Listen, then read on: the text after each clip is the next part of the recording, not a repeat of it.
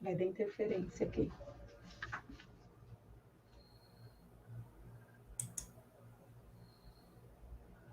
Já está ao vivo. Está com um delayzinho.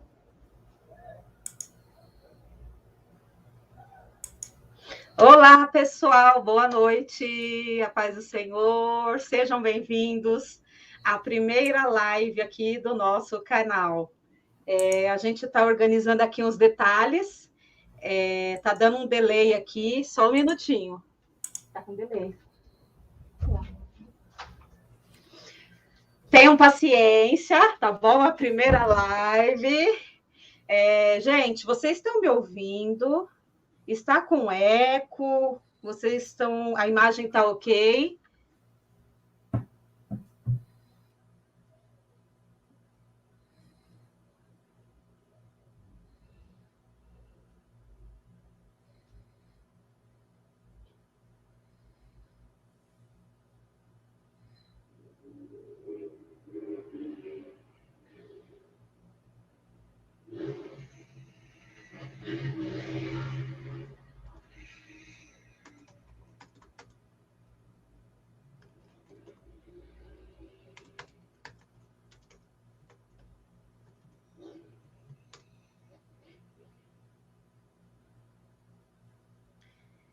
Pessoal, só um minutinho, eu vou colocar os comentários públicos. Adoram uma pousadinha. Outros gostam mesmo de riso.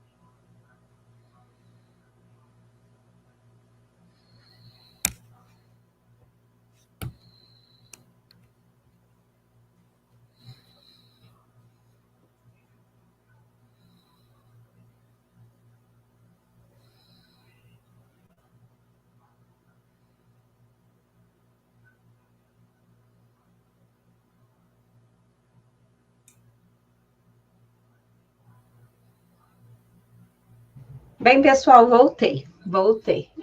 Estou tentando liberar os comentários para vocês me falarem sobre o áudio, tá? Deixa eu ver aqui. Estamos ouvindo bem, a Simone Tula, obrigada, Tula. Maria Fifi, oficial, boa noite. O Douglas André, ele está divulgando nos grupos, obrigada, pessoal, é a primeira vez aqui ao vivo, já era todo aquele frio na barriga, aquele estresse, mas ok. Então, tá, como eu falei para vocês, é a primeira live do canal, o canal tem 3 anos e meio, e eu sempre quis fazer uma live.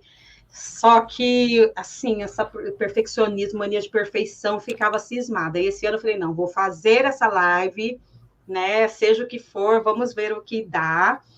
Então, sejam bem-vindos para quem está assistindo agora ao vivo, para quem vai assistir depois no gravado, tá bom? Antes de eu apresentar aqui o convidado, eu quero desejar um feliz dia da mulher, né? Hoje é o Dia Internacional da Mulher, para todas as mulheres, tá bom? Para as mulheres da minha família, para as mulheres inscritas aqui no canal, para as mulheres que irão se inscrever aqui no canal, tá bom? Eu preciso, antes de mais nada, agradecer a Deus por essa oportunidade. Para mim é uma felicidade muito grande estar aqui falando com vocês de forma pública, ao vivo. Estou muito feliz, tenho que agradecer a Deus e tenho que agradecer ao meu esposo Gessé, porque ele sofre, viu? Eu preocupada, desesperada, ele sofre. né, para deixar as coisas organizadas. Então, obrigada, amor, muito obrigada. E eu tenho que agradecer também ao nosso convidado, Mário Sérgio, né, por ter aceito o convite. Eu quero desejar também um feliz Dia da Mulher para a esposa dele, a cantora Cristiane Santa Fé. Ela vai aparecer aí daqui a pouquinho, tá bom?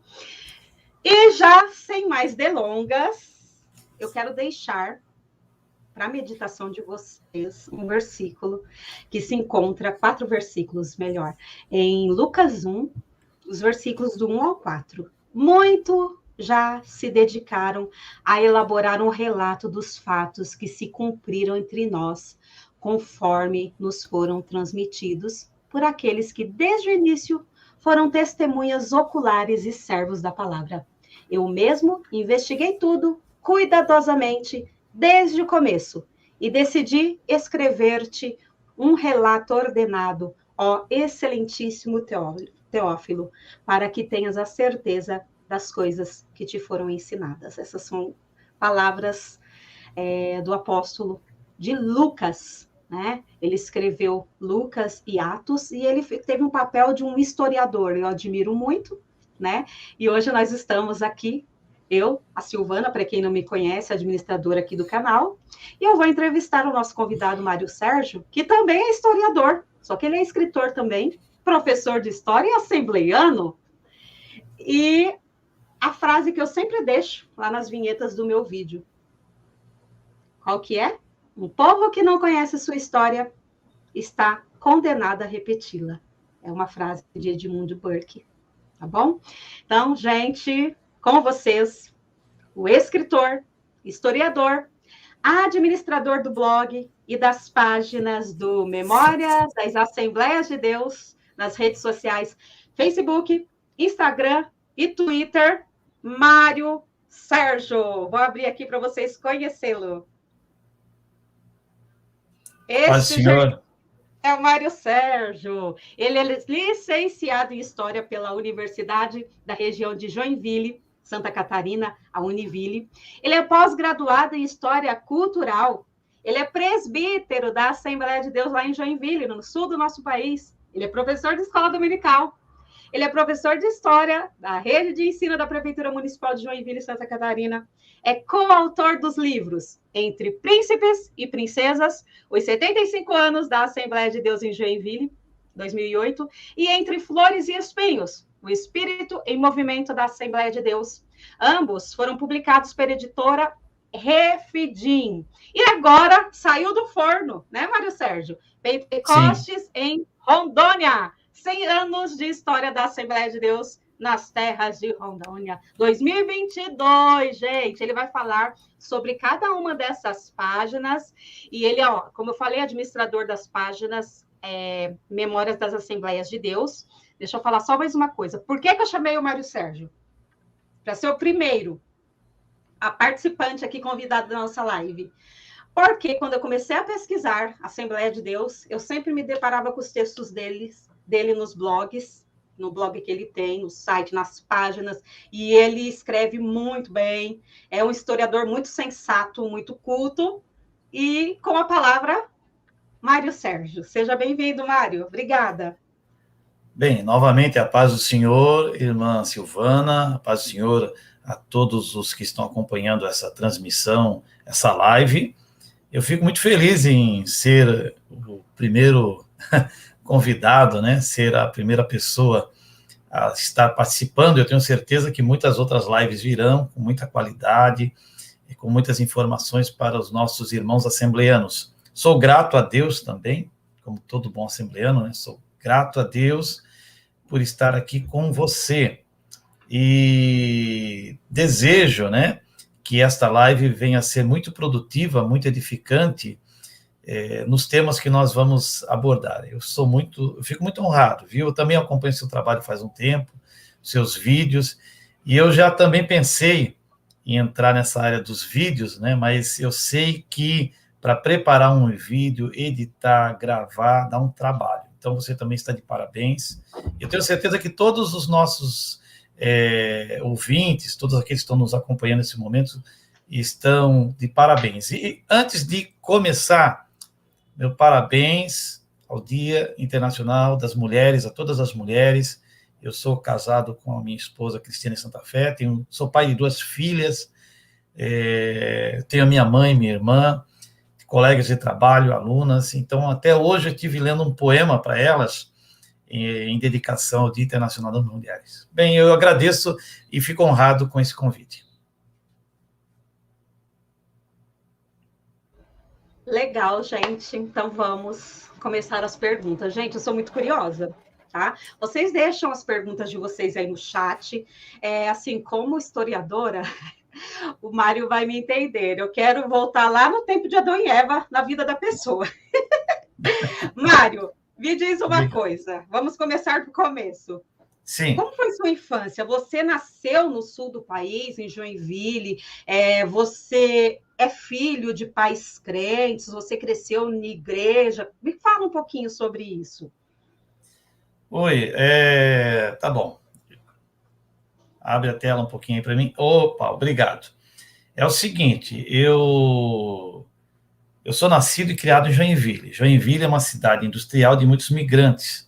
Então, até quando a gente diz que é nascido e criado em Joinville, as pessoas estranham, porque muitos dos habitantes de Joinville, uma parcela grande, não é de Joinville, é do Paraná, de outras cidades. Mas acontece que meus pais casaram em 1968, meu irmão mais velho, Márcio, nasceu na cidade de Itajaí, meus pais eram ali do litoral, e nos anos 70, Joinville estava assim, né, num boom de crescimento econômico, com grandes empresas como a Tupi, a Tigre, a Consul, né, que hoje é a Whirlpool, e meus pais vieram para Joinville. Eu já sou nascido em Joinville, eu nasci em 1972, vou completar 50 anos de idade agora em junho. E meus pais não eram crentes, eram católicos, apostólicos, romanos. Acontece que quando meus pais estavam aqui em Joinville, houve um processo de conversão do meu avô, da minha avó e de um casal de tios em Itajaí, no tempo do pastor Arthur Montanha, lá em Itajaí, grande evangelista.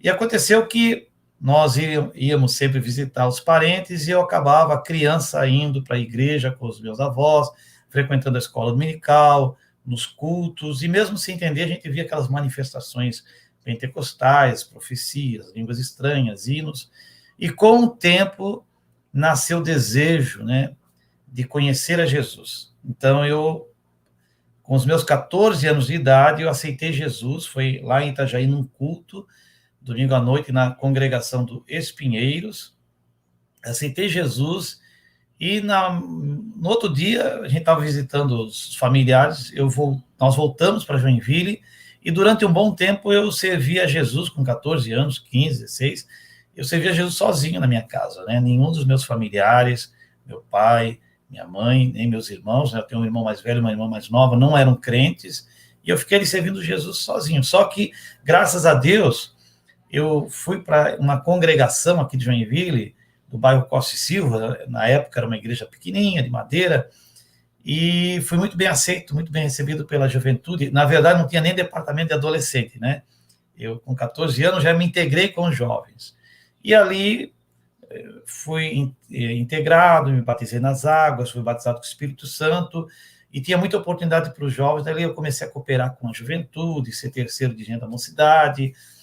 E a minha história na Assembleia de Deus começou no dia 31 de agosto de 1986. Foi o dia que eu aceitei Jesus. E de lá para cá, eu estou envolvido, né? Eu tanto faço a história, escrevo sobre a história, como vivo a história da Assembleia de Deus, desde aquele período. Muito bem, muito interessante a gente começar por aí, a gente sabendo, né, de onde surgiu esse grande historiador e escritor. Outra pergunta, você é licenciado em História? Sim. Professor de História como eu também sou professora de História na rede municipal aqui de São Paulo, e o Mário é professor de História lá em Joinville. Da onde surgiu esse interesse de fazer História? Porque tem, na licenciatura, são tantas outras ali áreas, disciplinas. Eu, por exemplo, gente, eu quis ir para a História porque por conta da Bíblia. História antiga, né? Sim. Então eu achava assim, tal, então achei que eu fosse lá e ia me acabar de aprofundar mais. Claro que muita coisa sim, mas foi por isso que eu fui, por conta das histórias antigas da Bíblia. E você, Mário? Me fala, como você foi parar na Ai, história? ai. Olha, como você, eu acho que eu também gosto, a gente reflete, né, da onde que veio esse gosto por história, porque de vez em quando a gente é perguntado, né, principalmente os alunos, né, quando a gente está É, naquele dia de aula, brabo, difícil, brabo eu digo assim, difícil de controlar, e aí, professor, por que que você fez história, professor? Aí eu digo o seguinte, primeiro, que desde muito cedo, graças a Deus pela escola e até pelos meus pais, eu sempre tive o hábito de ler, né? Sempre fui incentivado a ler. Minha mãe sempre me contava histórias, meus avós me contavam histórias da Bíblia. Então a gente sabe, né, que a criança que ouve histórias, ela tende a querer conhecer mais histórias, e quando ela é alfabetizada, ela vai ler. E eu lembro que na escola, quando eu ia ler algum livro, eu gostava muito de ler aqueles livros do Orígenes Lessa. Então tinha aqueles livros que esses dias até peguei para ver de novo, Confissões de um Vira-Lata, Memórias de um Cabo de Vassoura. Eu acho que dali vem o meu gosto pela história, porque eu vi assim os personagens fictícios contar um outro lado da história, um outro ponto de vista, né, na ficção. Como é que era a vida de um vira-lata, de um cabo de vassoura, uma coisa assim. Então esse gosto pela leitura eu sempre tive. O que que aconteceu? Quando eu me converti, com 14, 15 anos, eu sempre também fui uma pessoa muito curiosa, muito curiosa. E fui para a igreja, comecei a ler a Bíblia, e como você, né, e como várias pessoas que nós temos dentro das igrejas, a Bíblia, o estudo da Bíblia tem que ter o suporte da história, né? A gente tem que ter história, não só a hermenêutica, a exegese, né? E a gente tem que ir lá na história buscar respostas para muitos textos, muitos contextos, no caso. Então, a teologia, ela puxa muito pela história. O que me levou também para a licenciatura? Que quando eu era garoto, eu comecei, aqui em Joinville, em outras partes do Brasil, a garotada, naquela época, uns 30 anos atrás, começava a trabalhar muito cedo. E logo que eu fiquei grandinho, eu fui trabalhar numa empresa. E o que que aconteceu? Eu parei de estudar. Então, eu fiquei um tempo para. Hoje não aconteceria mais isso, né? Eu parei de estudar, depois eu tive que recuperar, né? Como se diz, o tempo perdido. E eu voltei a estudar, eu já estava trabalhando em empresa. E pensei, olha, eu era operário, eu trabalhava na Tigre, eu trabalhei 12 anos na Tigre como operário, chão de fábrica, lá nas injetoras e tal. E quando eu voltei a estudar e fiz meu ensino médio e resolvi fazer faculdade, eu pensei, puxa vida, eu tenho que fazer um curso, uma graduação. Mas o que que eu vou fazer? Eu me identificava com o português, com a história, aí eu tinha alguns amigos que já eram universitários, e disse, olha, vai para a história, você vai gostar, é um curso que exige a leitura, e eu acabei indo para a área da história, não só porque eu gostava da história, mas também porque eu queria mudar de profissão. Eu não queria mais estar no chão de fábrica, eu queria ampliar meus horizontes, eu queria unir o útil ao agradável, e eu consegui, graças a Deus. Eu fiz o curso de História, trabalhando na Tigre, acordando às 4 horas da manhã, voltando 1h30 da tarde para casa, descansava, né? E o curso era noturno, cansativo, mas eu consegui fazer minha graduação. Depois de formado, eu fiquei mais um ano trabalhando na Tigre, até que a Tigre me despediu, eu comecei a trabalhar como professor contratado. E nessa área de professor contratado, eu fiquei um período até que eu fiz o concurso público e aí me tornei um professor, um servidor público e tal. E, então, eu fui para essa área por causa de unir o útil ao agradável, né? Eu sempre fui uma pessoa muito curiosa, até hoje, né? A gente só prospera na área da história mesmo, a gente só vai à frente se a gente manter sempre essa curiosidade, né? Eu sempre falo para os Sim, com alunos, certeza. se a gente achar que sabe tudo, a gente não sabe nada, né? Então, Exatamente. eu sempre vejo que eu preciso aprender mais. Então, essa é, em resumo, a minha história.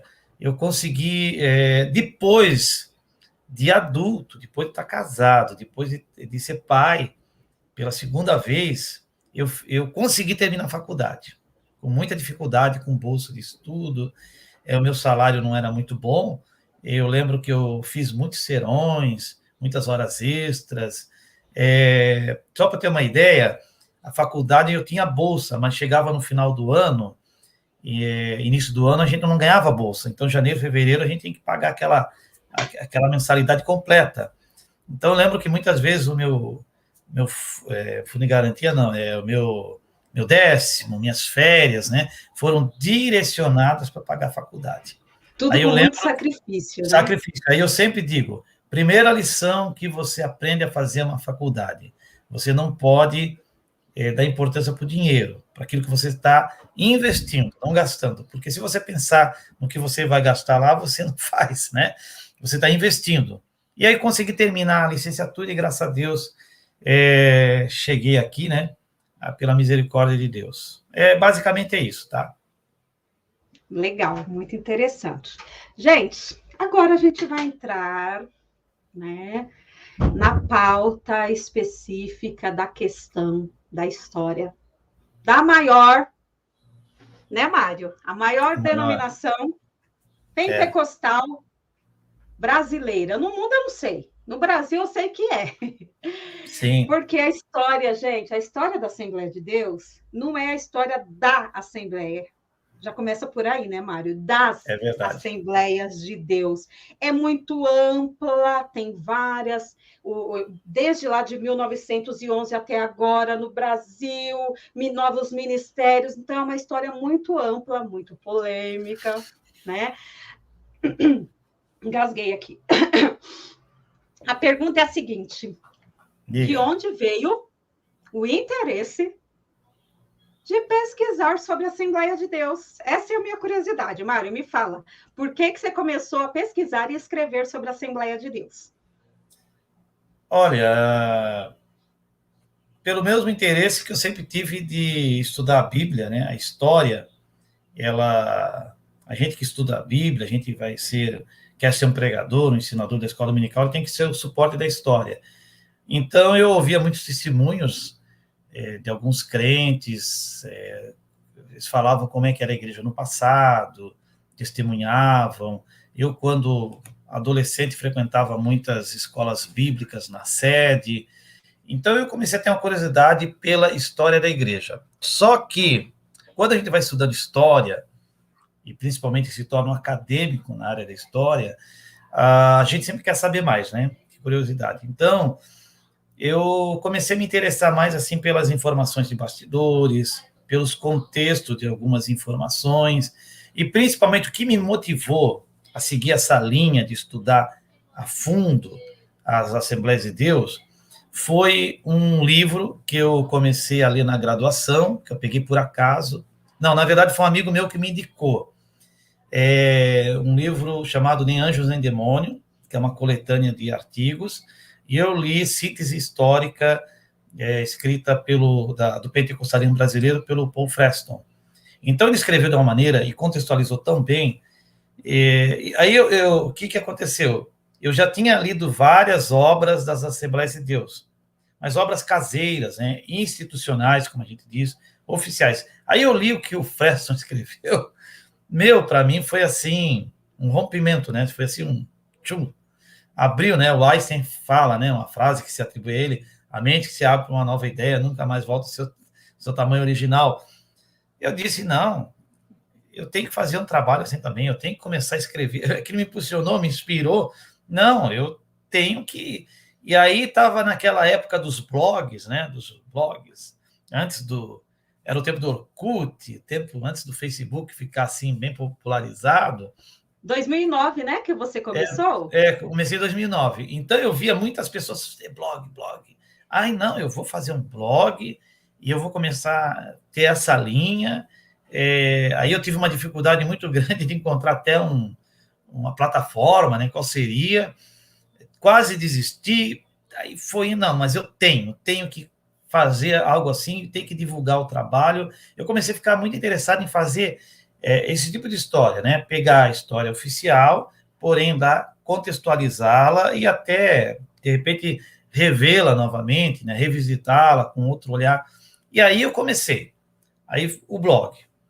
Depois quando o Facebook começou a ficar popularizado, eu tenho um amigo meu, né, o Eric Duarte, ele dizia o seguinte: cria lá uma página no Face. Só que daí eu pensei comigo, puxa vida, mas textos longos no Face não dá, né? A gente sabe que o público do blog é um, do Face é outro.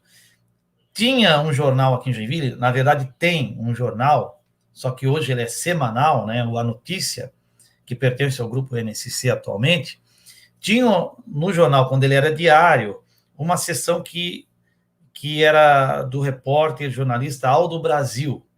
E o Aldo Brasil publicava fotos e ele sempre colocava lá um pequeno texto contextualizando aquelas fotos. Aí eu pensei, eu vou fazer assim também, só que com a Assembleia de Deus. Eu vou colocar uma foto antiga e vou colocar as informações necessárias, de repente uma curiosidade, algo pitoresco. Aí eu comecei com a fanpage, né? A fanpage, a página. Depois passei para o grupo. Então o grupo hoje está com 269 mil membros. Eu não sei se esses números, né? Se todo mundo, né? Às vezes eu até falo para minha esposa, amor, será que todo esse pessoal consegue ver, participa, né? Até teve um amigo que falou assim para mim, brincando, oxe, por que não pede R$1 de cada um aí para financiar teu trabalho? Aí até dava uma grana boa, né? Mas aí eu comecei o grupo e depois eu criei a página no Instagram e agora estou no Twitter, né? O Twitter tem um pouquinho, gente. O Instagram já está com 10.400 pessoas. Então eu comecei aí. Por quê? No blog eu sempre trato assuntos mais densos, mais polêmicos, entendeu? E nas páginas, nas redes sociais, eu já coloco uma coisa assim mais leve, mais tranquila, com informações mais pitorescas, mais edificantes, e assim eu vou conduzindo o meu trabalho. Então, aí é que surgiu, eu quis fazer como o Fresson fazia. Depois eu conheci, claro, a obra do Gideão de Alencar, da Marina Correia, do Marcel Fajardo, do Moab César Carvalho. Eu fui conhecendo outras obras, claro, isso aí foi me ajudando, essas obras acadêmicas, mas o que eu procurei fazer é uma ponte, né, entre a história oficial e o acadêmico, né? Então eu tentei fazer um meio de campo, assim, um trabalho mais, quem sabe, jornalístico, mais informal, porque eu também quis fazer jornalismo, né? Mas daí era o meu sonho fazer jornalismo, eu achava assim glamourosa a profissão, então eu acho que foi meio por aí, tá? É aí que eu comecei. Beleza. Qual foi o primeiro texto que você postou no seu blog? Que assunto? Você lembra mais ou menos do que foi? Eu lembro. Eu botei 3 textos, porque ia ficar muito grande, sobre Paulo Lima Macalão. Foi do Macalão! Eu sempre tive uma curiosidade muito grande sobre Paulo Macalão, então eu fiz um apanhado, né, do que já tinha escrito, né, que há bastante coisa a ser escrita sobre ele, e eu resolvi, assim, fazer um texto um pouco mais crítico, algumas coisas que eu já tinha lido sobre ele em outras obras, em outros livros. Então, eu fiz sobre Paulo Macalão. Fiz 3, aí como ficou muito grande, né? Daí eu pensei, não, vou dividir em 3 aqui. Aí eu demorei. Uma, porque até você saber usar as ferramentas do blog, né? A formatação, aí você escreve, aí a formatação vai para o espaço, você volta, você corrige, aí você bota na plataforma, daí você lê lá, aí você não tem assim, alguém para corrigir, né? Depois eu comecei a mandar corrigir com um amigo meu, né? Mas daí você vai, errei lá, volta.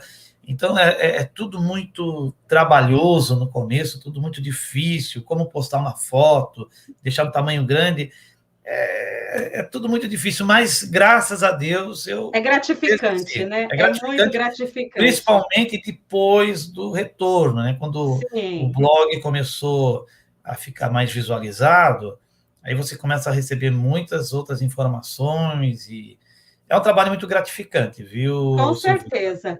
Vou ler aqui, vamos ver o pessoal que está participando. Derville Silva, boa noite. Douglas André, Jaqui, Santana do Ipanema, Sertão Lagoano, Mário, tá vendo? Nossa! A Diná Simás, minha amiga Diná. Olá, Mari e Silvana, boa noite. Jean e eu estamos na sala aguardando. Legal. Vou de vestido, a Tula, boa noite. Boa noite, estou aqui para assistir essa live. Jorge Luiz Silveira, Douglas André, Simone Tula, Maria Fifi, Douglas, Maria Edson, boa noite. Eitoraí, Goiás, presente na live. Viviane Vicentini, minha amiga, que trabalha comigo há muitos anos. Obrigada, Vivi. João Batista, a irmã Miriam, da Assembleia de Deus Itaim Paulista. Obrigada, irmã Miriam. Edson, parabéns por essa primeira live com o excelente professor Mário Sérgio Santana, um excelente historiador, é isso mesmo, é verdade. Gessé Silva, meu amigo e irmão Mário Sérgio, assistindo e aprendendo com você.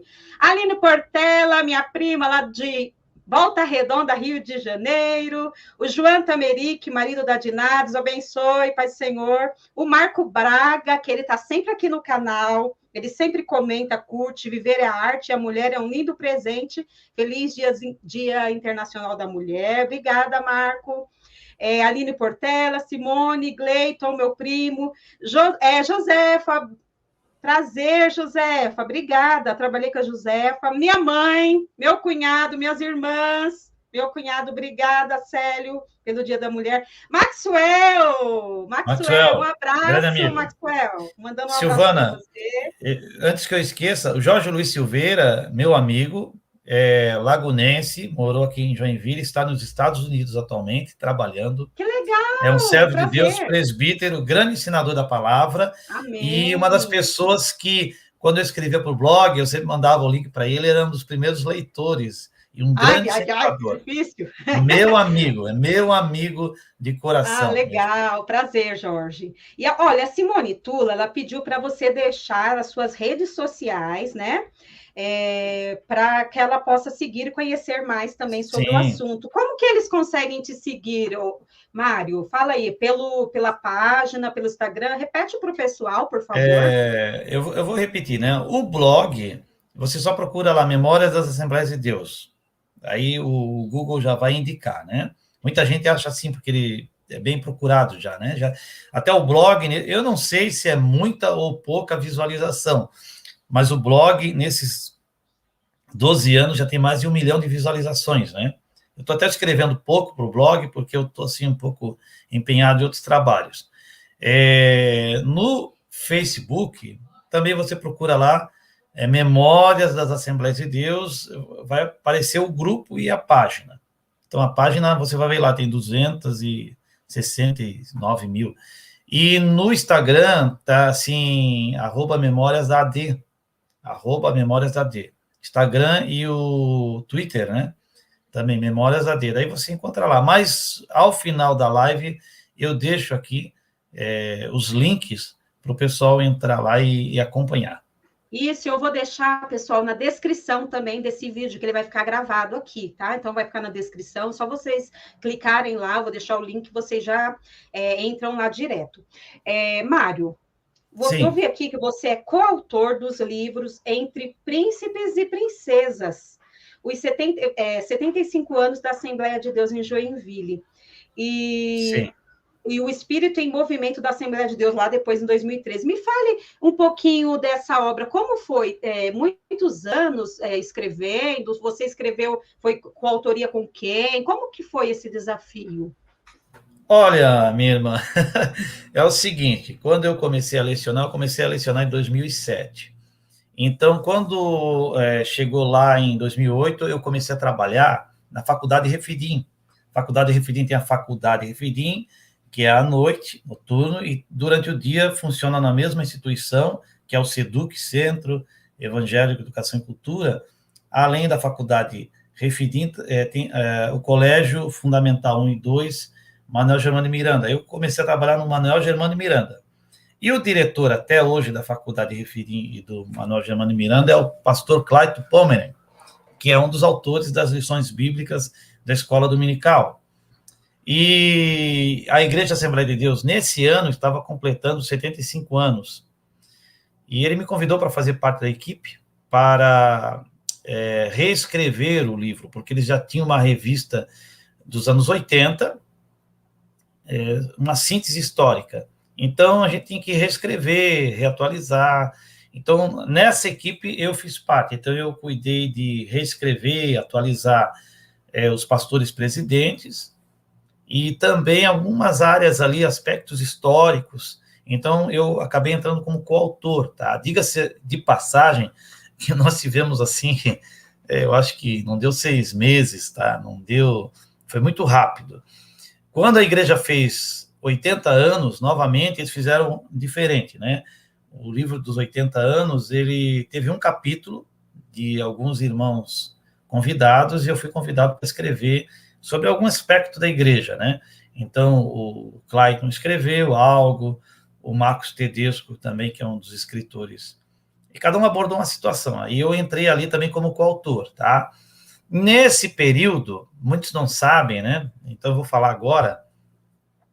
Eu fui convidado para também fazer uma reescrita da biografia do bispo Abigail Carlos de Almeida, da Assembleia de Deus Ministério Fama. Ele, em 2015, ele completou 80 anos, e o pastor Abigail era muito preocupado em deixar algo escrito sobre si mesmo. Ele chegou a me falar pessoalmente, ele disse, olha, irmãos, muitos homens de Deus passaram por essa terra e não deixaram uma linha escrita sobre si mesmo. Então, o pastor Abigail, ele deve ter lá, a Fama deve ter produzido uns 4 livros sobre ele, sobre a família, e eu escrevi a biografia dele, mas eu entrei naquela, como é que se diz, o escritor fantasma, né? Ghostwriter, uma coisa assim. Então, eu escrevi esse livro, e depois dessa experiência, eu comecei também a colaborar antes de chegar agora no Centenário de Rondônia, colaborar com a doutora Marina Correia. Então, a Marina Correia, ela me chamou para fazer algumas parcerias, e um dos resultados dessa parceria foi esse aqui. Tá? Então, o livro é de autoria da Marina, né, que é uma excelente escritora, uma excelente teórica das Assembleias de Deus, é da editora Recriar, né?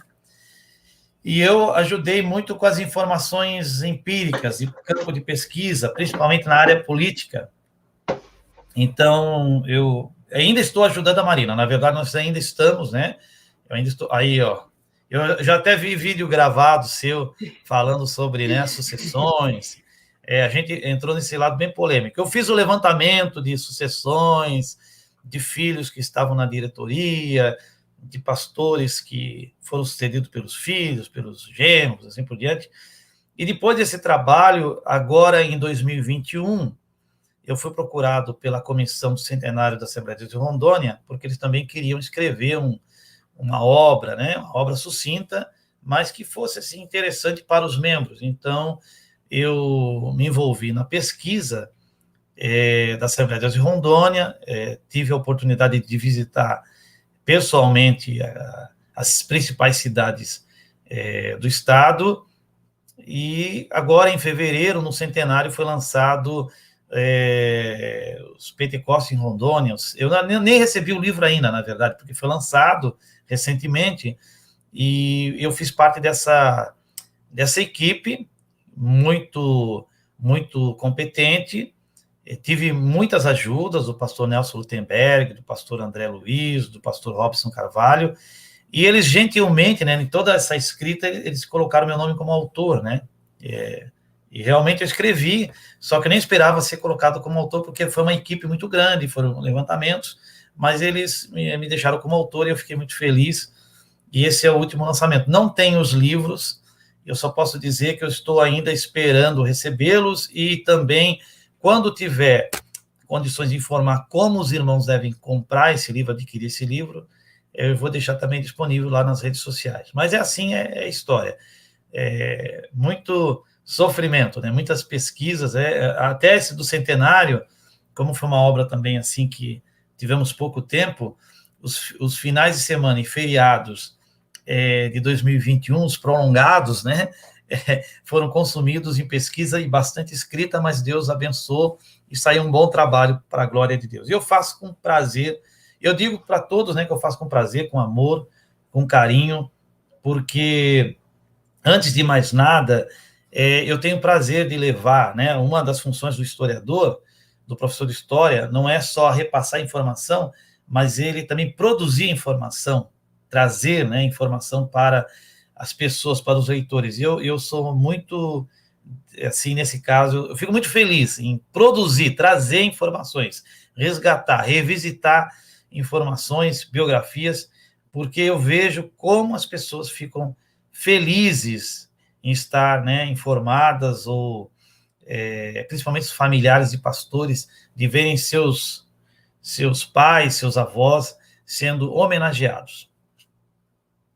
Ô, Mário, que eu até acho interessante. Gente, eu admiro muito o trabalho dos historiadores, pesquisadores, porque vocês percebem aí a diferença, né, no formato dos meus vídeos aqui no YouTube. É algo bem didático. O que que eu procuro Sim. fazer, Mário? Eu pego o trabalho árduo dos grandes pesquisadores e faço uma espécie de transposição didática, né? E deixa Sim. aquilo bem mais didático para criar o interesse, porque eu percebo o interesse dos nossos irmãos, como eu, né, pentecostal, parece que tem um interesse menor do que o interesse dos irmãos mais históricos em relação à história da igreja, essas coisas. Sim. Eu percebo isso, eu sentia essa carência de ter muitas opções, né, da história. Então, por isso que eu faço. É bem diferente o meu trabalho. Eu admiro muito. É um trabalho, claro, dos pesquisadores bem mais árduo, mas eu faço isso mesmo. Eu trago aquilo mais mastigadinho, mais superficial. Para quê? Para os irmãos, né, tiçar, criar o interesse, e aí a pessoa vai buscar, vai se aprofundando em Sim. fontes mais, né, intelectuais, mais aprofundada no assunto. Entenderam, gente, a diferença? Eu uso muito essa bagagem desses nossos pesquisadores. Uma outra pergunta, agora a gente vai entrar nas perguntas mais polêmicas, gente. Sim. Vamos lá. Vamos lá, gente. Ah, tá. Como foi, isso aqui eu já perguntei, como foi o início nas plataformas digitais. Se você, Sim. Mário, sofreu algum prejuízo, algum preconceito, alguma crítica por abordar assuntos muitas vezes assim, não tão gostosos de se ouvir, assuntos delicados, como, por exemplo, quando eu pesquisei para falar sobre sucessão, dos primeiros casos de sucessões familiares na presidência da Assembleia de Deus, eu fui pesquisar, eu peguei um artigo que você publicou no seu blog sobre o pastor, irmão do pastor José Wellington, o pastor... Ai, gente, fugiu agora. Luiz Bezerra da Costa. Luiz Bezerra. E, assim, envolve pessoas do grande escalão, é um assunto duro. Em algum momento, você sofreu alguma retaliação? Porque eu conheço pesquisadores que, em determinados locais, ele não pode entrar, que a direção de lideranças de determinadas igrejas não aceita a presença dele. Você sofreu, ainda que de forma subjetiva, boicote, alguma coisa, por abordar, ainda que historicamente, assuntos delicados? Olha, irmã, eu já recebi críticas, sim, críticas pontuais. Existe aquele tipo de crítica porque quando a gente coloca lá no blog, a gente coloca nas redes sociais, às vezes, assim, um texto, principalmente lá no blog, né, que é onde estão os textos mais polêmicos, às vezes tem aquelas pessoas que estavam lá, vivenciaram, tem uma outra versão, tem um outro olhar, ou são partidários. No caso do pastor Luiz Bezerra, né, existem aqueles que foram partidários do pastor Luiz Bezerra e aqueles que foram partidários do pastor Emiliano Costa. Então as pessoas vão tomar partido, vão dizer, olha, a outra versão, o outro lado da história, mas só críticas pontuais, né, só isso. Mas, assim, boicote, que eu lembre, assim, boicote, alguma outra forma de alguma perseguição, eu não tenho tido esse problema, não.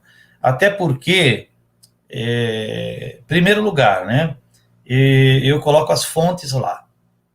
Então, eu tenho esse cuidado de dizer que não sou eu que estou falando, né, aquela fonte que está dizendo, né. Então, essa é uma questão. Outra coisa que eu procuro ainda que não haja neutralidade, né, ou imparcialidade em história, você sabe muito bem disso, né, mas eu procuro não tomar muito partido, eu procuro amenizar as palavras, usar de eufemismos, eu sempre digo, né, a gente pode até, eu sou um pouco crítico, né, desse pessoal que está nas redes sociais, e eles querem fazer uma história assim, querem para que tem que demolir tudo, né, querem demolir tudo, e usam assim um linguajar muito pesado, ou palavra, você pode falar a mesma coisa de forma diferente. Então, eu procuro eufemismos, eu procuro, entendeu? Ser de uma forma diplomática, colocar algumas questões que são polêmicas. Então, isso tem me ajudado bastante. Até alguns pesquisadores têm me dado um bom retorno, falado, olha, tu está escrevendo, olha, mas a gente vê que tu evita ou você fala sem ferir as pessoas. Então, eu procuro seguir nesta linha, Sim, colocar...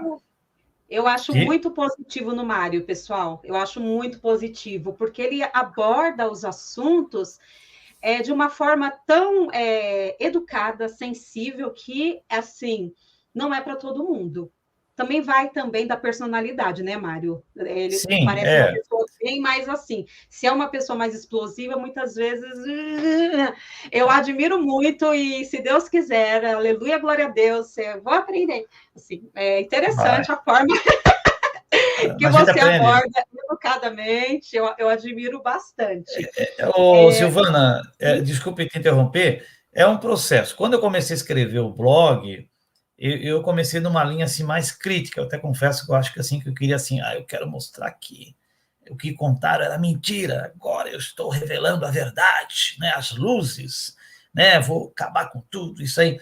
Depois a prática, né? A convivência, o diálogo com outros historiadores, e a gente vai se aprofundando, tudo é um processo. Então eu comecei a perceber que o caminho era esse.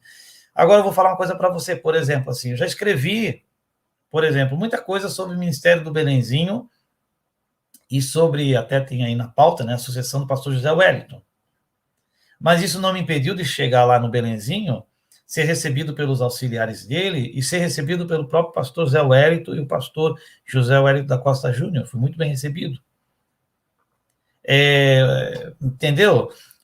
Eu vejo lá muitos familiares de pastores, muitas pessoas dando sua versão, entendeu? Então, eu nunca tive esse problema. Então, graças a Deus, aquele não é negócio, o que fala, né? É como falar, como como fala, abordar, né? E levantar, e nunca tive nenhum problema mesmo, tenho bons amigos, eu fui muito bem recebido, então o que eu posso dizer é que esse é o caminho, né? Esse é o caminho. Ah, legal. Sobre sistema eclesiástico de governo. Sim. A gente sabe que da Assembleia de Deus é um sistema misto, né? Tem de tudo Sim. Um pouco, mas a origem, mesmo porque os fundadores, eles eram de origem batista. Então, a batista normalmente utiliza, né, o modelo congregacional. Sim. É um ponto que me incomoda um pouquinho, né? Como você falou, não tem como a gente ser imparcial, e mulher, hormônios, às vezes a gente fica bem mais consanguíneo, assim, né? Teve essa mudança sutil, né? Você escreveu alguma coisa sobre essa questão de os modelos, essa mudança do modelo que ora congregacional, um pouquinho do presbiteriano, uma mistura? Há quem diga até que existe um modelo de governo assembleiano, né, que é uma mistura de tudo. O que você tem a dizer sobre o modelo assembleiano adotado, o modelo eclesiástico de governo adotado pela Assembleia de Deus? Bem, quem escreveu mais sobre isso aí, com mais, assim, para academia, está nos livros, foi o Gedeon Lencar e a Marina Correia, que eles escrevem bem sobre isso, né? É aquela questão, né? A Assembleia de Deus, ela, quando era pequena, o que eu percebo, assim, no meu ponto de vista, é que ela era quando era uma igreja pequena, era um modelo congregacional, na medida que ela foi crescendo, e os ministérios, que é a fase ministerial ali dos anos 40, 50, 60, o modelo congregacional foi substituído pelo episcopal.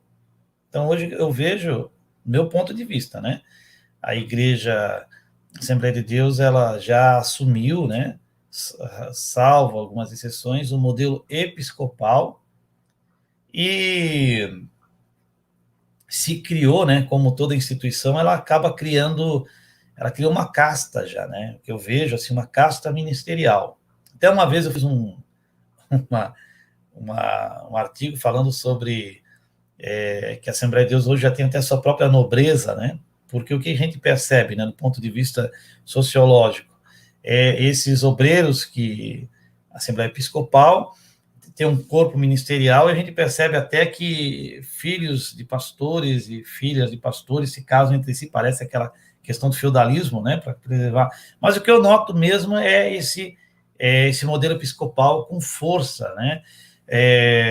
Aqui em Santa Catarina, vou dar um exemplo, né, vou dar um exemplo bem claro, né. Quando eu aceitei Jesus há 36 anos passados, a Assembleia de Deus ainda tinha assim um modelo episcopal meio congregacional. Vou dar um exemplo. Aqui em Joinville, nós tínhamos ainda o pastor presidente e os seus auxiliares, mas tínhamos o presbitério. Até fiz um artigo sobre isso uma vez. Tínhamos o presbitério. Quem são os presbíteros? São os representantes da igreja. Algumas igrejas pequenas ainda têm isso, né? Ainda conseguem. Mas o que tem hoje? Hoje nós vemos que o presbitério, ele é importante para a igreja, mas ele não tem mais força administrativa. Então, que é o modelo episcopal. Hoje, o pastor presidente Joinville, o pastor José Wellington, ele, na verdade, tem a função do bispo da Igreja Católica, né? Na verdade, né, o que a gente percebe, a gente foi tão crítico da Igreja Católica, e hoje a gente assimilou um modelo que é da Igreja Católica, né? Seus bispados, arcebispados, é o modelo episcopal, tá? E quanto mais o tempo avança e quanto mais as igrejas crescem, né, mais esse episcopado vai evoluindo, e há alguns dizem que nós já estamos perto do papado, né, em alguns ministérios. É mais ou menos isso, mas esse é o ponto de vista que eu vejo da igreja. Sim, só para reforçar, para quem não está muito habituado com o assunto de sistema eclesiástico de governo, o congregacional é aquele modelo onde, para decidir todas as coisas, reúne, marca uma assembleia e leva a pauta, e os membros todos definem, deliberam, votam sobre determinado assunto. Esse é o congregacional, mais utilizado pela Igreja Batista. Esse presbiteriano, é onde tem um corpo representando toda a igreja. Algumas pessoas, né, representam a igreja, como a Igreja Presbiteriana do Brasil. Esse episcopal, esse modelo da Assembleia de Deus, da Igreja Católica, das neopentecostais, o quê? É uma pessoa. O poder de decisão está na mão de uma pessoa, de um pastor. É monocrático. Reverendo, monocrático. E aí, Mário, normalmente quando a gente aborda esse assunto, algumas pessoas acham que eu estou querendo trazer novidade, democracia a todo preço, mas aí eu lembro que não, nos primórdios das Assembleias de Deus, o que era utilizado era esse democrático congregacional. Eu não estou trazendo nenhuma inovação, a gente está resgatando a história, né? Então, a gente tem muito... Sim. Os missionários suecos até, eles não gostavam, primeiro, eles não gostavam de usar o termo denominação, né? Porque para eles a igreja era um movimento pentecostal, até a gente usa. E outra coisa, até, eu acho que está nesse livro Dinastias Assembleianas, está nesse livro, sim, que quando um dos missionários suecos, o Otto Nelson, né, que foi um pioneiro na Bahia, no Nordeste, em muitos lugares, o Otto Nelson é aquele missionário que, quando o filho morreu, não pôde sepultar o filho no cemitério municipal, lá numa cidade do Nordeste.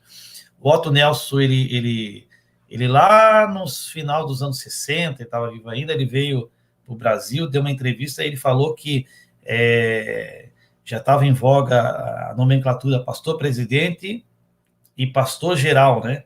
Pastor-geral era o Macalão que usava, pastor-presidente eram os pastores da missão. E ele disse que esse título de pastor-geral era antibíblico, né?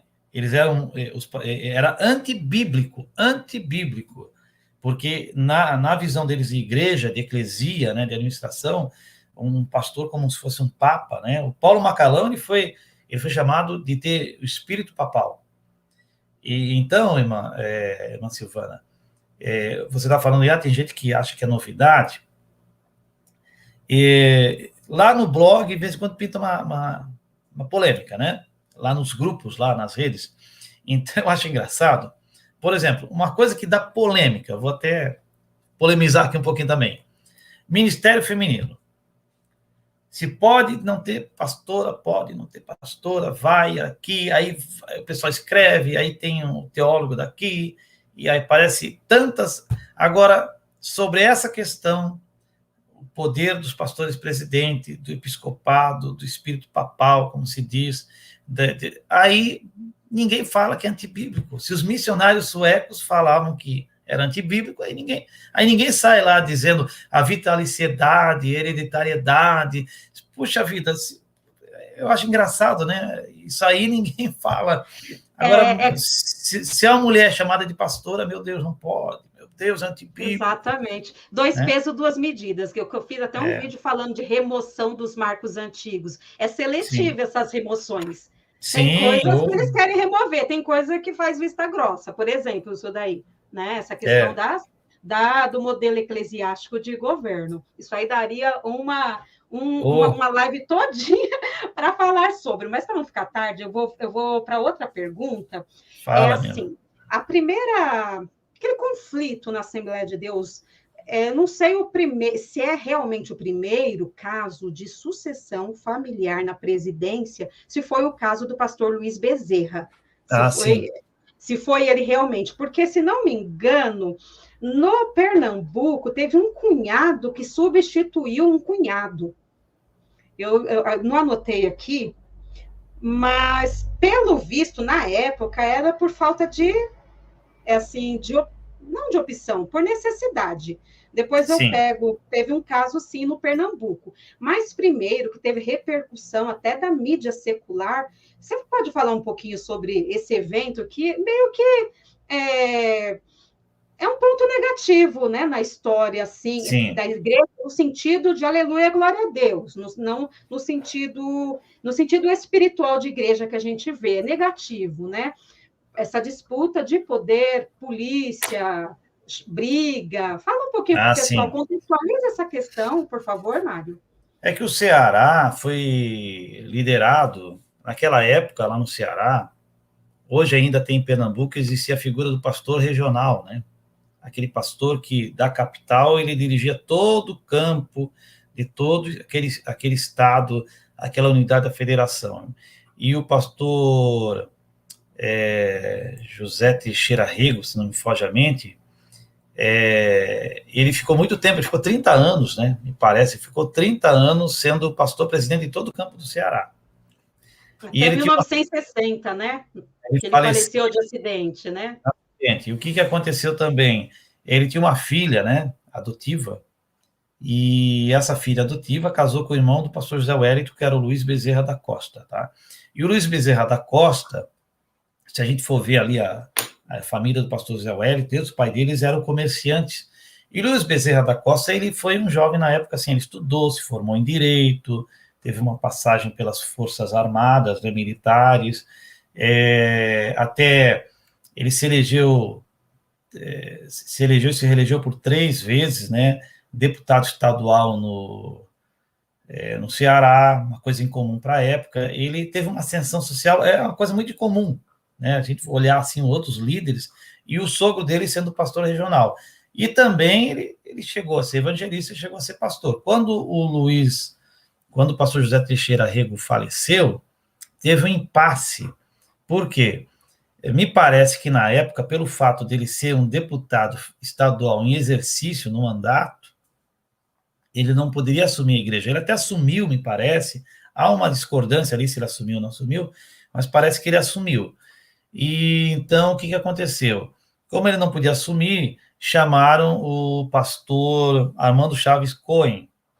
E o Armando Chaves Cohen foi. Até tem uma coisa interessante na história do pastor Armando Chaves Cohen, que eu já fiquei de escrever, não escrevi por falta de tempo, é que ele era um homem assim que, meu Deus, para onde ele ia, ele só pegava bomba, né? Ele foi para Teresina, bomba, foi para o Ceará, bomba. Só para apagar incêndio, né, Mário? Sei, olha que homem, que dificuldade que esse homem teve. Aí ele foi lá ele ficou 1 ano. O que há de... E aí fica aquela questão, né? Ele foi para o Ceará, porém o Luiz Bezerra, ele tinha aquela influência política, tinha aquela questão parece que eles recebiam donativos que vinham dos Estados Unidos na época. Aí a gente sabe, aquela assistência social, ela ajuda na carreira política, porque as pessoas beneficiadas são votantes. E no meio disso aí, o pastor Armando Chaves Cohen deixou o pastorado, não suportou a pressão que vinha, e o Ministério do Ceará deu posse, eu estou resumindo bem aqui, tá? Deu posse ao pastor Emiliano Ferreira da Costa, né? Aí até fiz um texto lá, Costa versus Costa, porque, Sim, eu li esse né? artigo. Mas não era o Sim. parente, não era o parente. É. E o que aconteceu?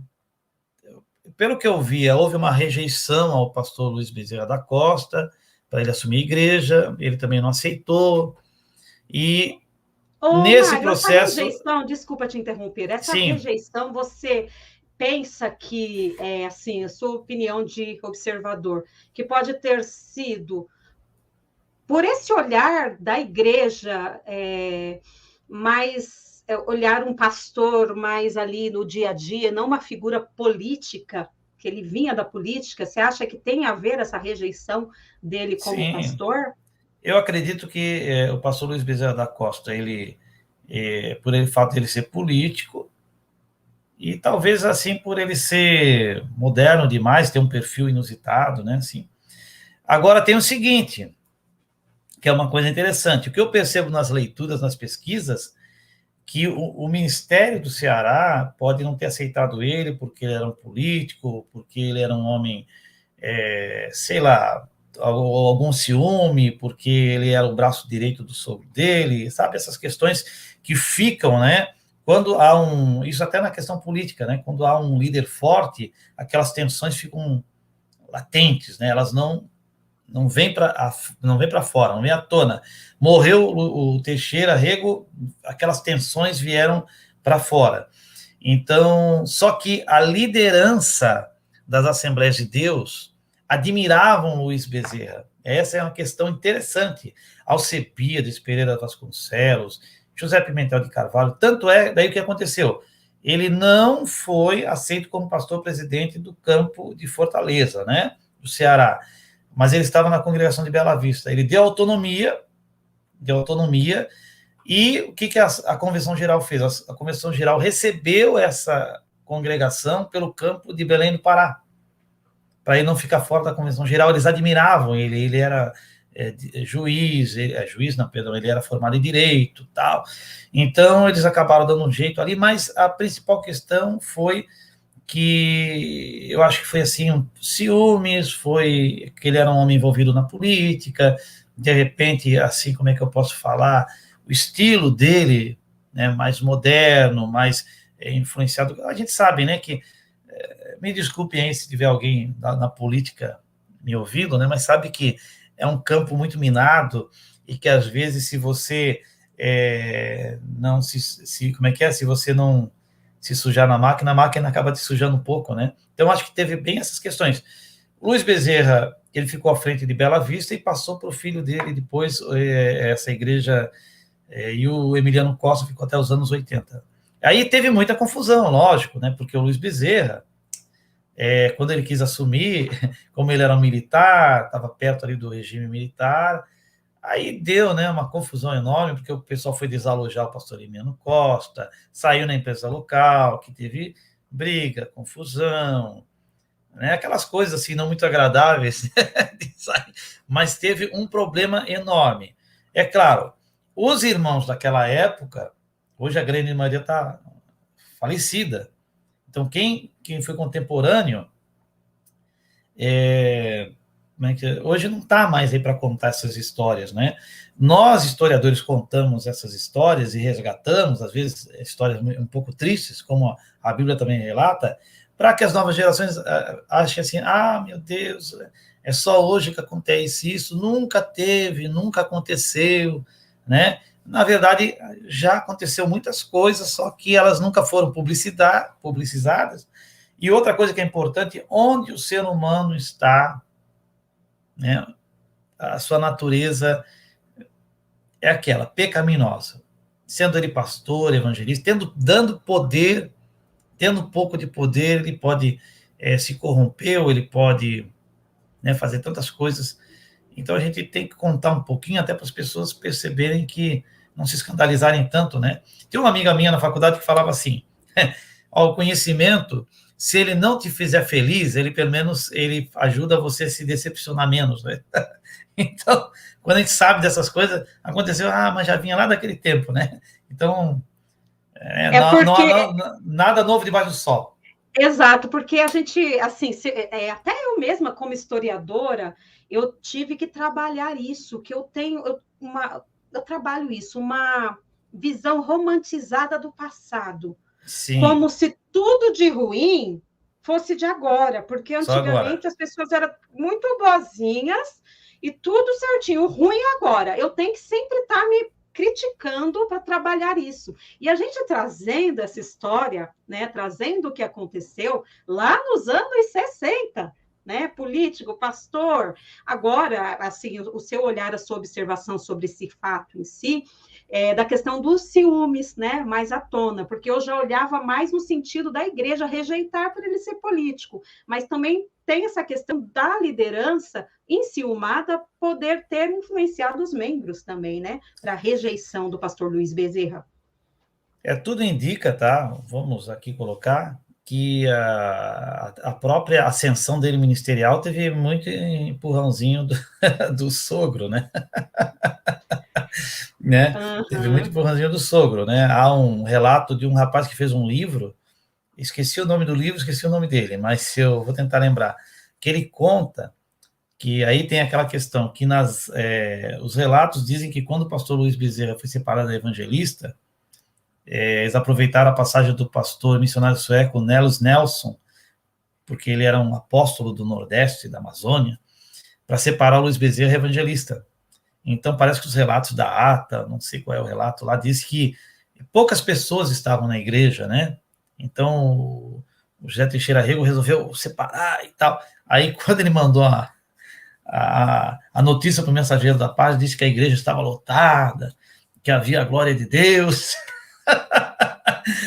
Então, imagina, claro, quem estava no Brasil, meu Deus, ele foi separado não que ele não fosse capaz, não fosse ungido, mas, nossa, ele foi separado, a igreja lotada, e agora imagina como é que leram os cearenses que estavam lá, disse, mas quase não foi ninguém na igreja, né? É revoltante, né? Se tivesse internet aí na época... não, meu Deus... Se tivesse internet, mas eu sempre digo, eu gosto de botar um adendo aqui, é o seguinte, irmã, é que antigamente a igreja era menor e os problemas também eram menores, né? E também não tinha toda essa rede social. Hoje a igreja está muito grande e as redes sociais potencializam, né? É uma coisa assim, e às vezes assim é que nem até inventam coisas, né? Mas está tudo bem, vamos lá. Certo, vamos para outra pergunta aqui. Nessa semana, Mário, eu postei um artigo, uma resolução publicada no jornal Mensageiro da Paz em setembro de 1989, falando da renúncia do pastor José Wellington Bezerra da Costa na CGADB, Convenção Geral das Assembleias de Deus no Brasil. Deixa eu contextualizar. Quem era o presidente que foi eleito, votado, foi o pastor Alcebiades Pereira Vasconcelos, só que ele faleceu com cerca de 1 ano de mandato. Quem era o vice? O pastor José Wellington. E ele renunciou. Então, muita gente ficou perguntando, como assim ele renunciou? Ele estava doente, ele alegou doença e renunciou, mas passou alguns meses, ele já estava forte para assumir, se candidatar. Então, o pessoal quer saber. O que você tem a me dizer? Você já leu, já escreveu alguma coisa? O que você sabe desse contexto? Fala para a gente, por favor, Mário. Já li, eu só não escrevi. É o seguinte, né? Ele foi, o pastor Zé Wellington, ele foi eleito como vice, como você falou, o pastor Alcebiades faleceu, e o estatuto da Convenção Geral, na época, se não me foge a mente, não permitia a reeleição. Então, ele tinha que renunciar.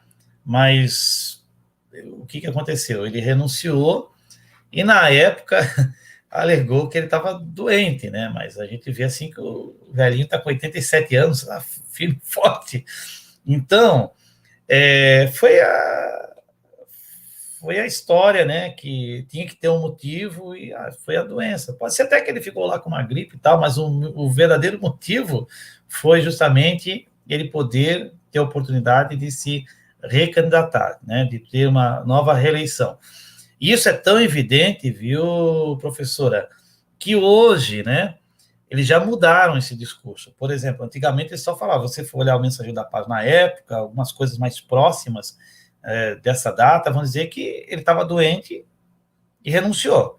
Hoje já se escreve claramente que ele estava doente, mas também tinha o objetivo de se reeleger presidente da CPAD, da CGADB.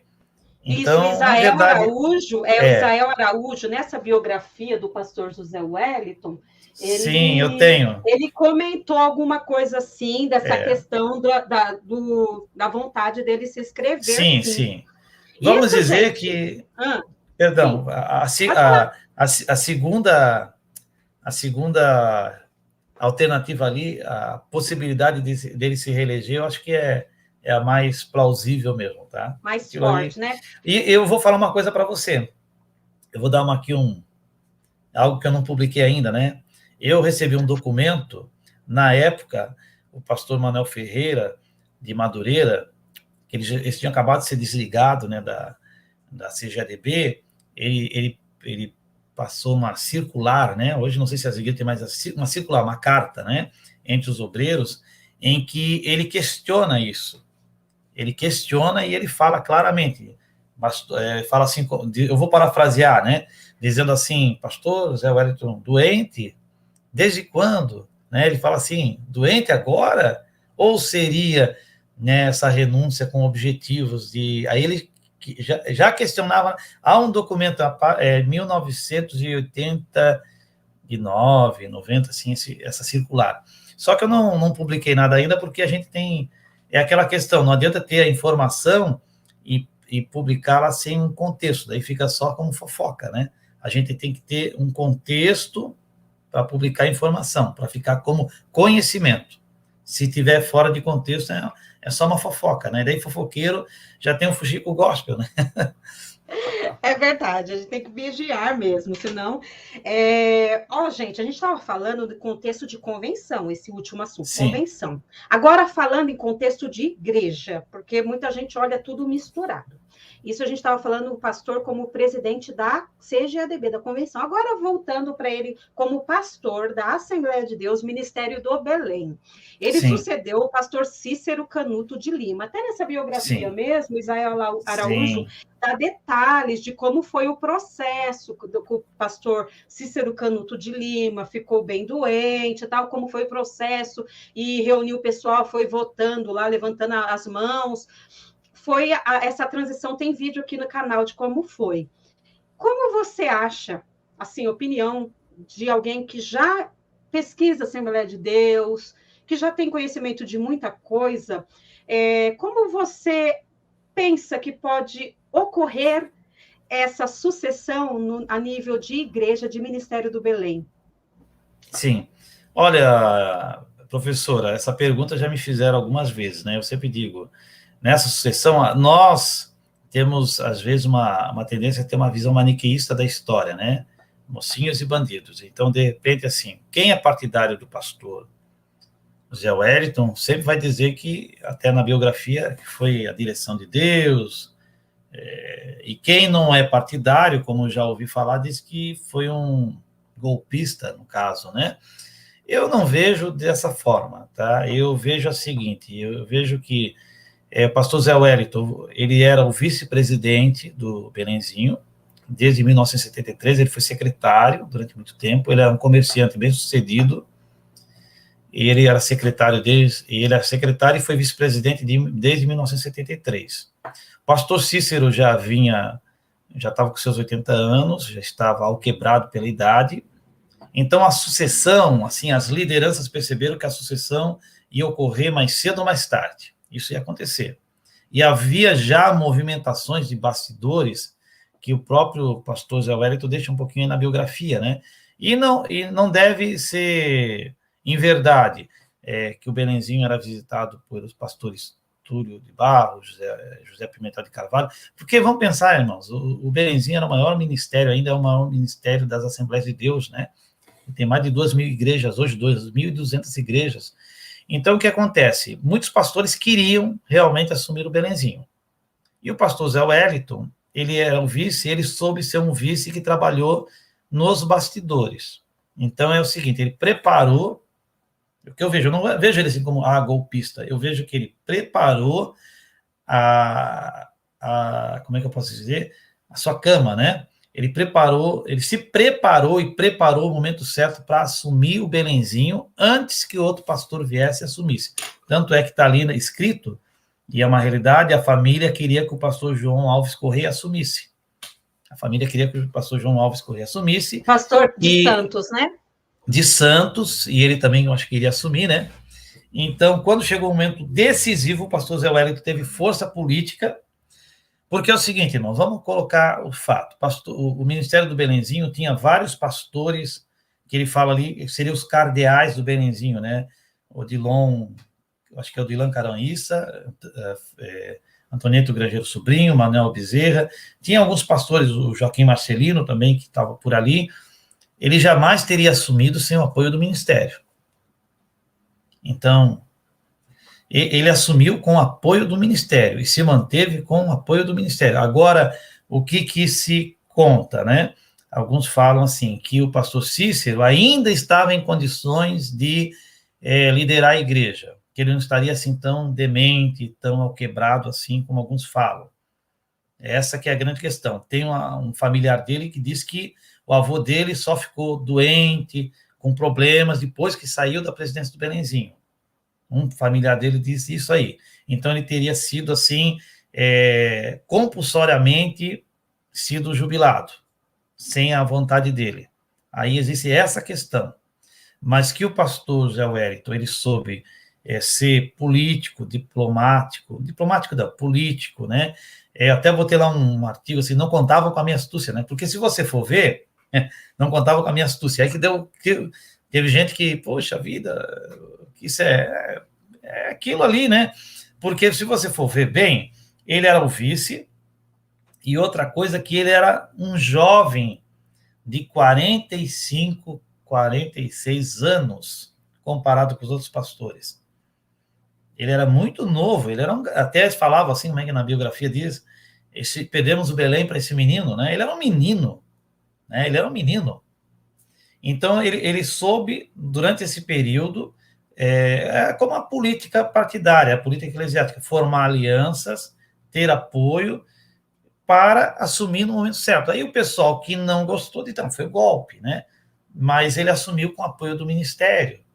E o ministério deu respaldo para ele, e o que complicou muito é porque, não sei se os irmãos sabem, depois da saída do pastor Cícero, a Folha de São Paulo foi lá e fez uma entrevista com o pastor Cícero antes dele morrer. E aí o pastor Cícero falou, né, que ele foi retirado, e tem um moço aí que está mudando as tradições da igreja, e aí pego essa entrevista, né, porque o pastor Zé Wellington seria assim, como é que é como é que eu posso falar? O renovador da igreja, o inovador, né? O modernizador da igreja, tá mudando os marcos antigos, aquela coisa toda, né? E, na verdade, ele pegou o Belenzinho, eu gosto sempre de dizer, o Belenzinho estava engessado, né? Não tinha consideração, não tinha congresso de jovens, não tinha... Era uma igreja engessada, né?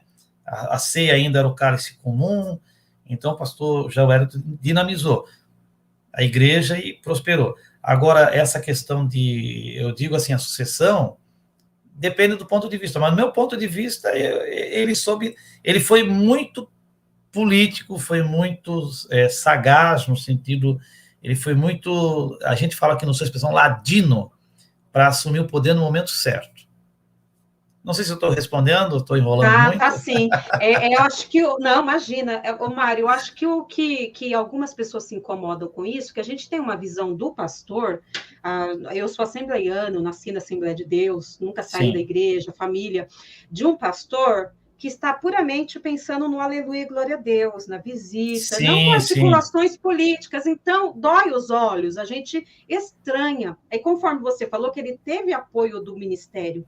Então, aí seria, nesse caso, quando eu falo que o modelo eclesiástico de governo é misturado, porque aí, no caso, foi um sistema presbiteriano, entre aspas, Sim, que não foi o voto da igreja, foi o voto de alguns, sim. do ministério, né? Então, nesse contexto aí, foi assim. E agora, daqui para frente, você acha que ele vai se jubilar? Não? Eles vão aguardar? Como que você acha o desenrolar dessa questão, esse grande Olha, ministério? eu acho que o pastor Zé Wellington só larga o Belenzinho, né? Quando ele não tiver nenhuma capacidade física, mental de poder dirigir, ou quando se ele vier, Jesus vier recolher ele. Porque o cargo do pastor do Belenzinho, como outros pastores, é que nem papado, né? O cara só sai quando morre. E se bem que no papado já teve um papa que renunciou, né, e deixou o outro, né? Mas a gente está indo no modelo antigo do papado. E sobre a sucessão dele, né? É lógico, na visão assim, na linha ministerial, o vice-presidente deve assumir, que é o José Wellington Júnior. Só que, claro, né? É como o caso de Madureira, né? Todos nós somos também desse ponto de vista. Eu e uns amigos que a gente conversa. Por exemplo, quando o Manuel Ferreira falecer, o filho vai assumir. Só que a gente sabe que os filhos não têm a mesma história, nem a legitimidade que têm os pais. Então, há uma tendência de haver uma maior fragmentação, né? Maior fragmentação, tanto Madureira como no Belenzinho. Existem hoje igrejas que estão ligadas ao Belenzinho, na sua convenção, porque o pastor Zé Wellington ainda está lá como pastor, ele tem a autoridade, a legitimidade, né? Mas quando ele falecer, a gente não sabe se realmente o pastor Zé Wellington Júnior ou o pastor Samuel Ferreira, do outro lado, vão realmente conseguir ter as rédeas, né? É uma Certo, até incógnita. questão de carisma também, né? É, Tem isso também, né? eu vejo assim, do ponto de vista, eu sou um pouco, né, assim, pessimista ou realista, sei lá. Eu acho que a igreja caminha, essas grandes convenções caminham mais para a fragmentação, né? Fragmentação. Existe a vantagem do pastor Zé Wellington Júnior, né? A quem eu considero muito, é que ele tem, assim, como ele é presidente da CGB, ele tem a CPAD nas mãos dele, né? Conselho Administrativo, e eu vejo que ele tem esses trunfos para se impor, para manter, né, a unidade em torno de si, do ministério. Isso ajuda bastante. Mas é uma incógnita, né? É uma incógnita. A gente Não tem que está se na preparar. pauta. Sim, não Pode está falar, na mano. pauta não aqui, mas me surgiu o assunto referente à Assembleia de Deus de Madureira. Na CGADB teve eleição, o pastor Sim, José Wellington Júnior foi reeleito, tá ok, tá aí presidente da CGADB, lá na Conamad, Assembleia de Deus lá de Madureira. Não está mais acontecendo eleição, agora é vitalício, você tem essa informação? Porque na CGADB ainda tem eleição. tem eleição, né? Pelo menos Mas e formalmente lá? tem Já não, eleição. agora é da família aquela Conamad, a convenção lá É da que Madureira? me parece que o cargo do pastor, do Que é bispo primaz, né? Alguma Manuel coisa de Ferreira, primaz. bispo primaz, me parece que é vitalício, né? Os outros cargos eu acredito que também, eu acredito que ainda tem eleição, só que é aquela eleição assim, Para inglês ver. é, Deixa eu te falar aquela mais bonito. Eu tenho que aprender a política. falar bonito. Você que é Falar professor bonito. aí, É. lembra da política da República Velha, da política do café com leite, lembra? Aham, Lembra? sim. Tinha eleições, tinha candidato, tinha urna. Se um marciano pousasse aqui, tem candidato, tem urna, tem voto, só que era um jogo de cartas marcadas, Protocolo, né? tudo É, certo, tudo bonitinho. Mas é o eu que eu acho que é mais falei ou menos por aí. sim, num dos vídeos, viu, Mário, que eu falei que a CGADB ainda tem essa eleição, né? E o pessoal fica Tem. nessa questão de espiritualizar tudo, ou todo mundo espiritualiza tudo, ou ninguém espiritualiza tudo, porque só a camada dos membros espiritualizando e os grandes escalões politicando, aí fica complicado, porque ainda tem eleição na CGADB. Que eu saiba, na Conamad não tem mais. Se ficarem dormindo, vai acontecer o futuro aí da CGADB. Só que então, antigamente na CPAD, também tinha eleições, só que havia mais ministérios, mais líderes, né, de peso para disputar as eleições. Nós tínhamos o Túlio Barros, José Pimentel de Carvalho, José Wellington Manuel Ferreira, Paulo Macalão, Alípio, tal. Nós tínhamos uma pluralidade de Alcebiades, de líderes reconhecidos nacionalmente.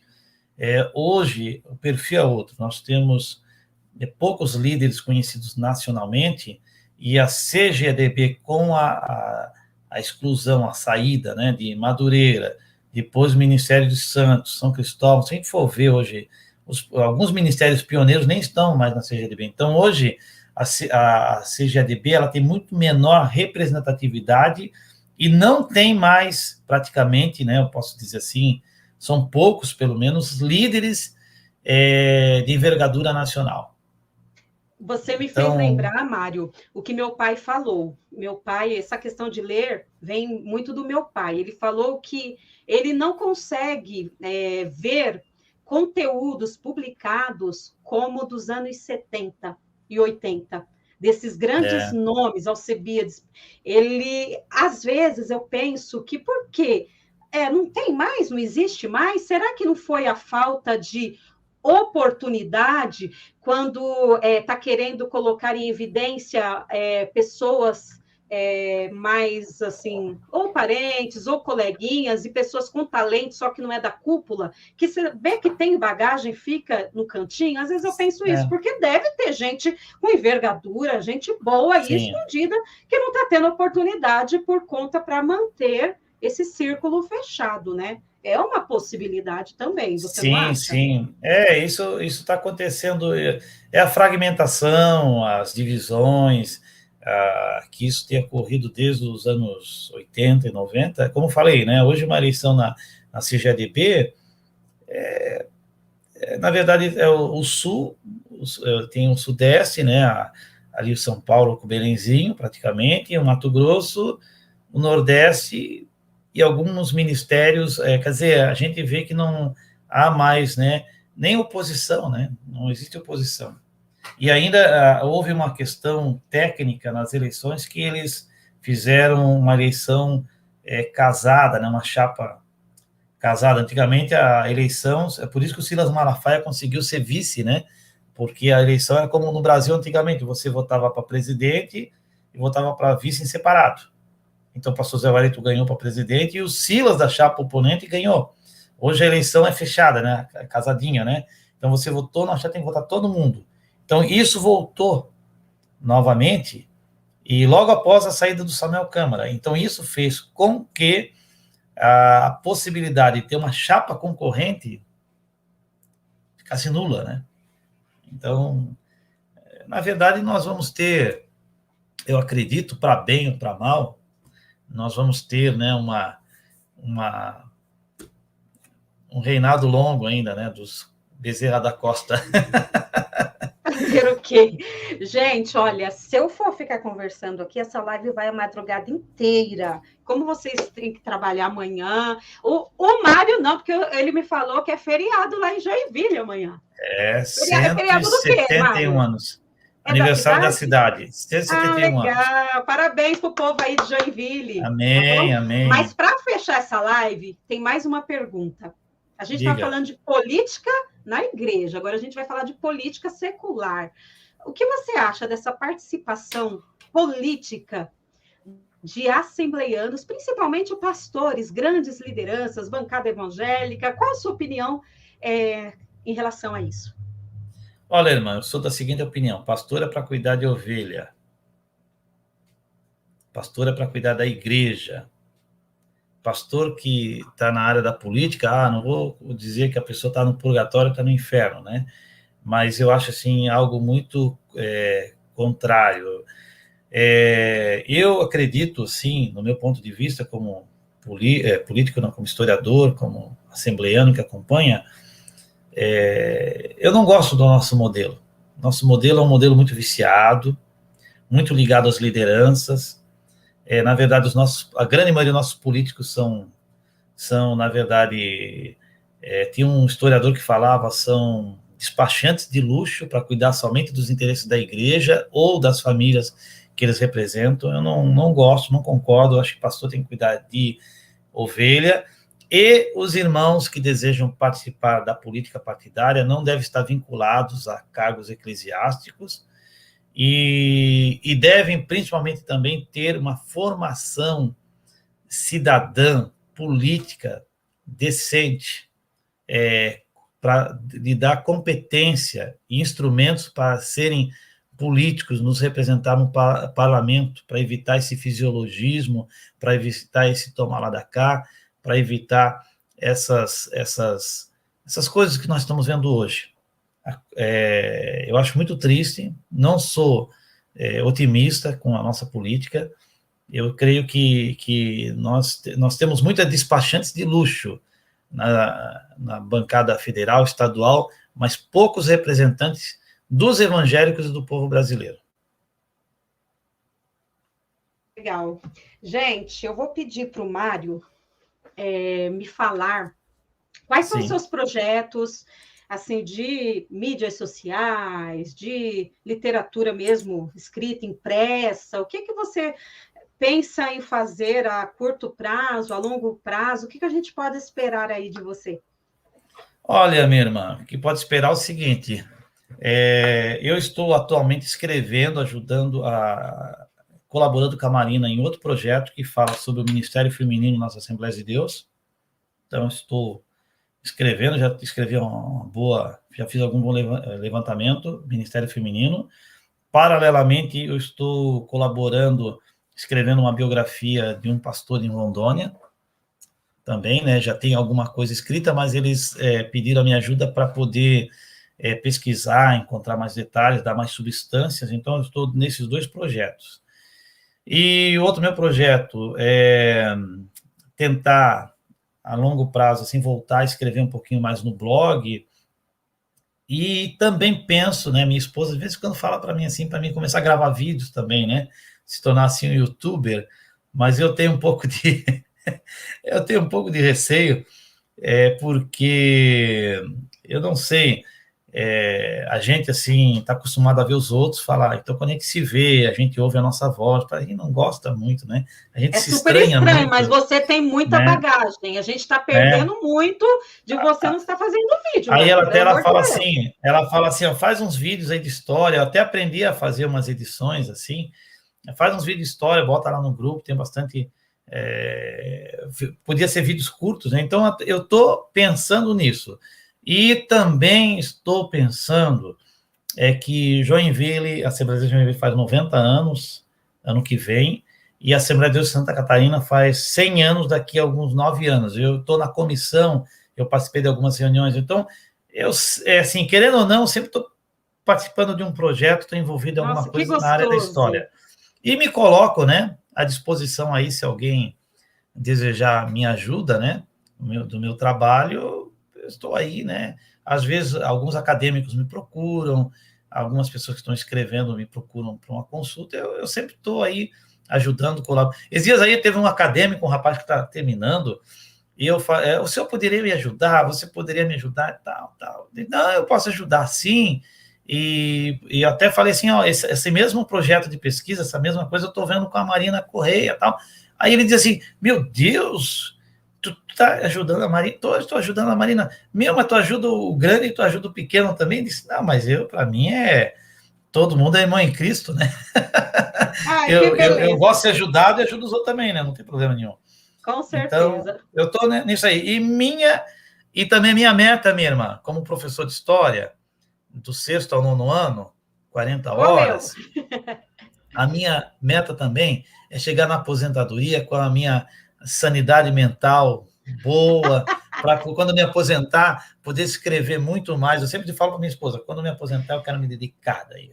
Eu quero realmente pesquisar mais, escrever mais e visitar mais igrejas é isso aí. Legal. Gente, eu preciso agradecer demais ao Mário. Que live maravilhosa!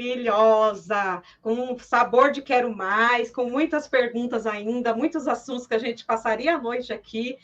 Mário, muito obrigada. A Cristiane está aí? Sua esposa está aí ou não? Irmã, eu que agradeço, em primeiro lugar, eu quero agradecer a Deus, quero agradecer a você pela confiança. A gente não tinha conversado assim mais, né? Como você é uma pessoa muito simpática, muito querida, né? Dona, assim, de um charme, de um carisma muito especial. Deus te abençoe muito nesse trabalho e te recompense em todas as áreas. A minha esposa está lá na cozinha, mas ela sabe como é que é a mulher? A mulher tem que estar um pouquinho mais produzida, então, ela não vai querer aparecer. Beijo, Cris! Tá? Mas... Cristiane Santa Fé é uma ótima cantora, siga o Facebook dela, ela solta uns hinos maravilhosos, que voz, parabéns! Inclusive, eu sempre costumo dizer, quando convido a gente para cantar, eu para dar uma palavra, eu digo que a nossa agenda está cheia, né?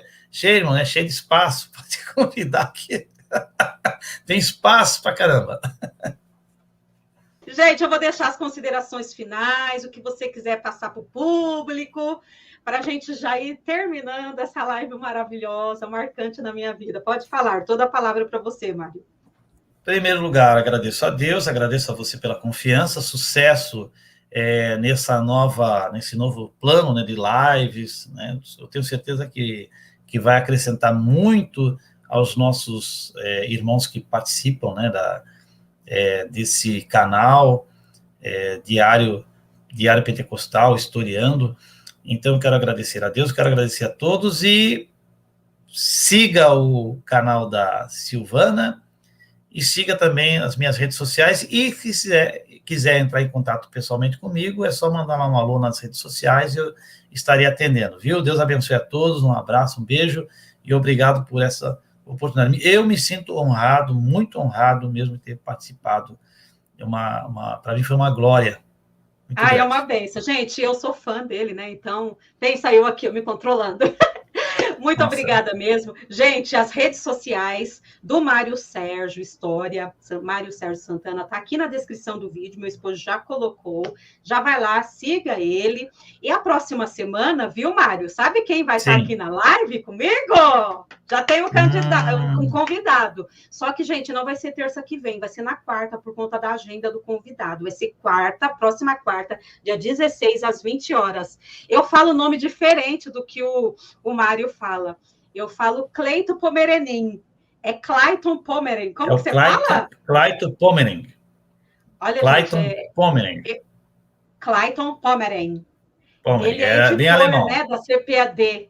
Ele estará com a gente aqui terça-feira que vem, quarta-feira que vem, dia 16, às 20 horas, eu vou entrevistar o pastor. Vai ser muito rico, vocês que estão aqui, já agenda aí.